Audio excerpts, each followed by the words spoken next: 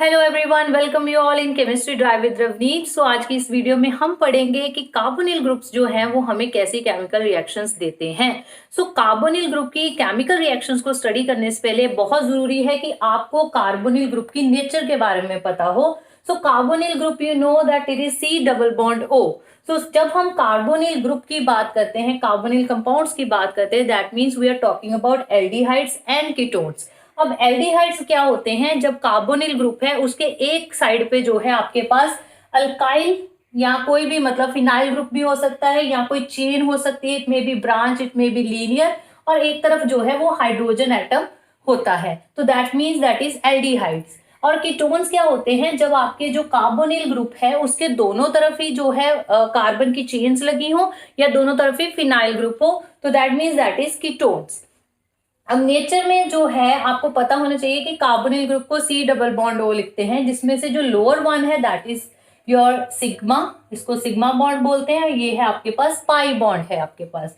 तो carbonyl group में oxygen की जो नेचर है that is very very electronegative nature का है, जिसकी वजह से ये क्या करता है, जो पाई इलेक्ट्रॉन्स होते हैं कार्बोनिल ग्रुप के, वो अपनी तरफ खींचने की जो है वो टेंडेंसी रखता है, जिसकी वजह से जो ये कार्बन है it always attain the partial positive charge and the oxygen it always gains the partial negative charge, जिसकी वजह से मतलब आप कह सकते हो कि पोलैरिटी आ जाती है इस बॉन्ड में। सो पोलर नेचर होती है कार्बोनिल ग्रुप की। और ये अनसिमेट्रिकल हो गया। अनसिमेट्रिकल क्यों हो गया? क्योंकि जो इलेक्ट्रॉन क्लाउड है वो ज्यादा किसकी तरफ है?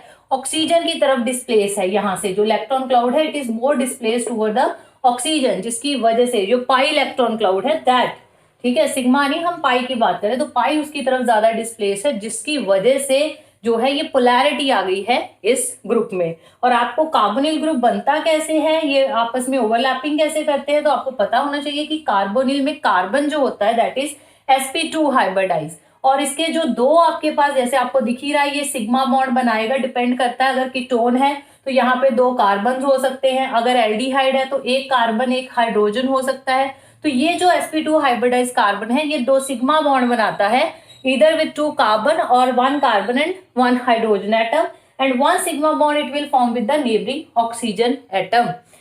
And the 2pz orbital जो बाकी बच गया 2pz orbital it will undergo sidewise overlapping to form the pi bond.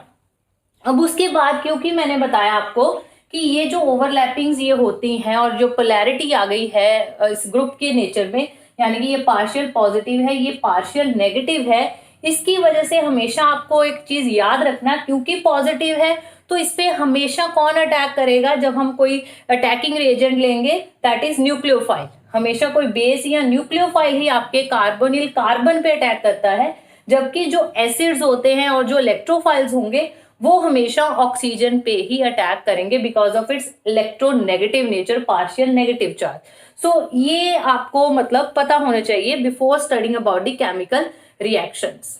अब पोलर नेचर ऑफ कार्बन से ही जुड़ा हुआ एक क्वेश्चन है जो बहुत पेपर में पूछा जाता है कि what is the acidic hydrogen या what is enolate ion, why enolate ion is stable. So chemical reactions करने से पहले भी आपको ये चीज पता होनी चाहिए कि हम क्या समझते हैं एसिडिटी ऑफ अल्फा हाइड्रोजन से। सो अल्फा हाइड्रोजन की एसिडिटी का मतलब होता है कि आपके पास जैसे ये कार्बोनिल ग्रुप है, ये कार्बोनिल ग्रुप के जो ये एडजेसेंट वाले ये साथ में जो कार्बन है इनको बोलते हैं अल्फा कार्बन। इसके नेक्स्ट वाला होता है beta, alpha beta, this one is gamma, और इसके आगे वाला होता है डेल्टा कार्बन। अब क्या होता है आपको अभी मैंने समझाया जैसे कि पोलर नेचर है भाई इस कार्बोनिल ग्रुप की, ये कार्बन जो है ये पार्शियल पॉजिटिव होता है और ऑक्सीजन जो है पार्शियल नेगेटिव होता है, और ये अपनी तरफ पाई इलेक्ट्रॉन्स को जो है खींचता है, जो ऑक्सीजन है being electronegative in nature. So that's why, जिसकी वजह से ये कार्बन पॉजिटिव हो गया और ये कार्बन अपनी एडजेसेंट वाले कार्बन की इलेक्ट्रॉन डेंसिटी को अपनी तरफ खींचने की कोशिश करता है, जिसकी वजह से वो अल्फा वाले जो कार्बन होते हैं वो नेबरिंग अपने ये जो हाइड्रोजन एटम्स हैं ये वाले, इनसे इलेक्ट्रॉन्स जो है वो अपनी तरफ खींचने की कोशिश करेंगे। सो एक प्रोसेस है, एक पूरी चेन है, आपको याद रखनी है कि ऑक्सीजन इस कार्बन से लेगा दैट इज कार्बोनिल कार्बन, ये अपने अल्फा वाले कार्बन जो है उनसे इलेक्ट्रॉन्स जो है विड्रॉ करेगा, और जो अल्फा वाला कार्बन है वो अपने अल्फा हाइड्रोजन से, जो the hydrogen atom which are attached to the alpha carbon they are called the alpha hydrogen. So that's why, जिसकी वजह से ये अल्फा वाला जो कार्बन है और उसके हाइड्रोजन है उनके बीच का बॉन्ड वीक हो जाता है और ये हाइड्रोजन इजिली रिलीज हो सकता है एज H पॉजिटिव। तो that's why release of H positive को ही तो हम एसिडिटी कहते हैं। So that's why this alpha hydrogen are acidic in nature. अब जब ये इलेक्ट्रॉन जो है डेंसिटी ऐसे होगी आपके पास शिफ्ट होगी तो आपके पास स्ट्रक्चर बनेगा। यहाँ पे जैसे मैंने एग्जांपल जो है कीटोन की ली है, सिमिलर कंसेप्ट जो है वो एल्डिहाइड्स पे भी लगेगा।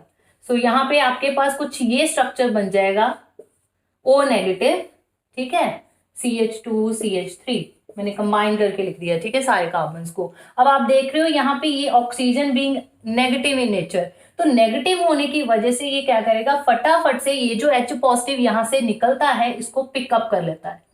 और ये जो आयन अभी बना था, जब आपके पास H पॉजिटिव रिलीज हो रहा है, यहाँ से इलेक्ट्रॉन डेंसिटी इसके पास जा रही है, सो ये जो आपके पास ये negative charge on oxygen atom है, ये वाला जो आयन है इसका नाम है इनोलेट आयन, इनोलेट आयन, और ये रेजोनेंस स्टेबलाइज्ड है, ठीक है सॉरी, ये देखिए ये दोबारा से ऐसे इलेक्ट्रॉन डेंसिटी आपको पता है कि जहां पे किसी एटम के बीच में नेगेटिव चार्ज है उस पे और एडजेसेंट में डबल बॉन्ड आ गया तो ये आपके पास इलेक्ट्रॉन डेंसिटी जो है वो स्टेबलाइज हो जाती है, रेजोनेंस स्टेबलाइजेशन वहां पे पॉसिबल है। This is called the enolate ion. तो अगर आपको 1 मार्क क्वेश्चन आता है what is enolate ion, so you should say that carbonyl being electronegative in nature, therefore it withdraws the electron density of the adjacent carbon, alpha carbon, and that alpha carbon in turns withdraw the electron density of the alpha hydrogen towards itself. Hence the release of H positive is easy, and this will result in the formation of the ion called enolate ion, that is resonance stabilized. अब इसकी वजह से एक आपने पढ़ा होगा that is tautomerism. तो इसी की वजह से तो टोटोमेरिज्म होता है कि जैसे ये आपका जो अगर H पॉजिटिव जो निकला है उसको फटाफट से ये ऑक्सीजन जो इलेक्ट्रोनेगेटिव था, ये ऑक्सीजन अगर पिक कर ले उसी हाइड्रोजन को, ये ठीक है, तो ये जो फॉर्म होती है इस फॉर्म को बोलते हैं हम इनोल फॉर्म। इनोल फॉर्म क्यों बोलते हैं, बिकॉज इसमें इन मोइटी भी है, ये देखिए डबल बॉन्ड भी है, C डबल बॉन्ड C, और ओल OH फॉर्म भी है, तो इसलिए इसको हम इनोल फॉर्म बोलते हैं। और यहाँ पे C डबल बॉन्ड O है तो इसको हम कीटो फॉर्म बोलेंगे, और इसी को तो हम बोलते हैं कीटो इनोल टोटोमेरिज्म। तो हमने अब एसिडिटी के बारे में पढ़ लिया, कार्बोनिल ग्रुप की नेचर के बारे में पढ़ लिया। अब हम कर रहे हैं कि कैसी रिएक्शंस हमें कार्बोनिल कंपाउंड देता है। सो कार्बोनिल कंपाउंड जो होते हैं aldehydes ketone, they mostly undergo nucleophilic addition reaction. तो हमेशा न्यूक्लियोफिलिक एडिशन रिएक्शन होती है। मैंने आपको पहले अभी बताया था कि अगर कार्बन पे रिएक्शन होगी तो वो मोस्टली न्यूक्लियोफिलिक होगी, अगर ऑक्सीजन पे आएगा कोई तो वो इलेक्ट्रोफाइल आएगा, but they prefer mostly to undergo nucleophilic addition reaction. अब मतलब न्यूक्लियोफाइल आके यहाँ पे आपने साथ में जोड़ देना। अब इसको जोड़ने का भी जो है तरीका थोड़ा अलग है, डिपेंड करता है हमारी रिएक्शन कंडीशन क्या है। अगर आपके पास देखिए दोनों में प्रोडक्ट सेम बनेगा, आपके पास कार्बोनिल जो कंपाउंड है उसमें प्रोडक्ट दोनों तरफ ही सेम बनेगा, बट फर्क यहाँ पे आता है मैकेनिज्म का।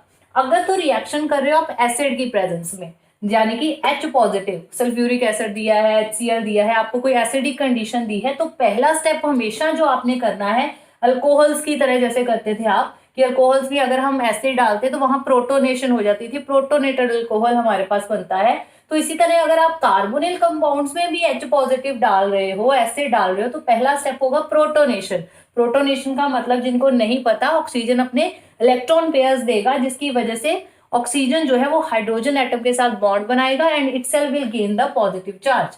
सो this is the protonation step. और उसके बाद जो है न्यूक्लियोफाइल अटैक करेगा, और न्यूक्लियोफाइल अब आपको पता है कि कार्बन पॉजिटिवली चार्ज है तो कार्बन पार्शियल पॉजिटिव होता है, तो इसी पे अटैक करेगा न्यूक्लियोफाइल। तो न्यूक्लियोफाइल का आपने जैसे ही अटैक दिखाना है तो आपके पास जो है प्रोडक्ट बन जाएगा, addition product. This is the addition product, addition product. और यहाँ आप एक ट्रांजिशन स्टेट भी बना सकते हो जिसमें न्यूक्लियोफाइल यहाँ ऐड हो रहा है ऑक्सीजन की तरफ, ये इलेक्ट्रॉन्स अभी डेंसिटी शिफ्ट हो रही है। So this is the addition product. अब डिफरेंस अब देखिए, अगर रिएक्शन आप किसी बेसिक कंडीशन की प्रेजेंस में करा रहे हो, न्यूक्लियोफाइल की प्रेजेंस में करा रहे हो, तो पहला स्टेप होगा अटैक ऑफ न्यूक्लियोफाइल। उसमें आपने पहले अटैक कर दिया कार्बोनिल कार्बन पे, ठीक है, फिर उसके बाद आपने क्या किया, H positive is picked up by the electronegative oxygen. बस ये डिफरेंस है, अदरवाइज कुछ नहीं है। ये एक बेसिक चीज है जो आगे सारी केमिकल रिएक्शंस एल्डिहाइड कीटोन में यही चीज काम आती है। सो आप बेसिक को चीज को लर्न कर लीजिए कि एसिडिक कंडीशन है तो पहले प्रोटोनेशन फिर अटैक ऑफ न्यूक्लियोफाइल, अगर बेसिक कंडीशन इसका रिवर्स, ठीक है, जो आपने एसिडिक कंडीशन का किया है। सो ये है केमिकल नेचर। अब सेकेंड पार्ट में हम पढ़ेंगे reactivity of aldehydes and ketones. Thank you so much, keep supporting and keep sharing chemistry drive with Ravneet.